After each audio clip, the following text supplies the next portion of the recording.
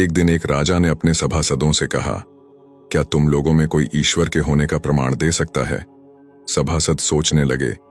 अंत में एक मंत्री ने कहा, महाराज, मैं कल इस प्रश्न का उत्तर लाने का प्रयास करूंगा। सभा समाप्त होने के बाद उत्तर की तलाश में वह मंत्री अपने गुरु के पास जा रहा था। रास्ते में उसे गुरुकुल का एक विद्यार्थी मिला। मंत्री को चिंतित देख उसने पूछा, सब कुशल मंगल तो है? इतनी तेजी से कहां चले जा रहे हैं? मंत्री ने कहा, गुरुजी से ईश्वर की उपस्थिति का प्रमाण पूछने जा रहा हूं।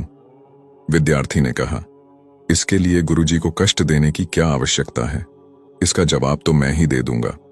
अगले दिन मंत्री उस विद्यार्थी को लेकर राजसभा में उपस्थित हुआ और बोला, महाराज, यह विद्यार्थी आपके प्रश्न का उत्तर देगा।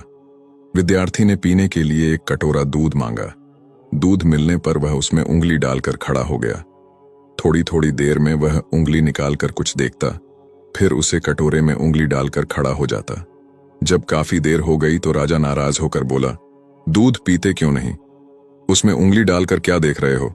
विद्यार्थी ने कहा, सुना है दूध में मक्खन होता है, वही खोज रहा हूं। राजा ने कहा, क्या इतना भी नहीं जानते कि दूध उबालकर उसे मंथन से मक्खन मिलता है?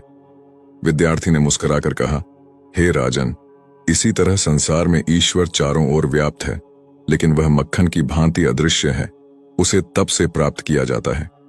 राजा ने संतुष्ट होकर पूछा, अच्छा बताओ कि ईश्वर करता क्या है? विद्यार्थी ने प्रश्न किया, गुरु बनकर पूछ रहे हैं या शिष्य बनकर? राजा ने कहा, शिष्य बनकर। विद्यार्थी बोला, यह कौन सा आचरण है?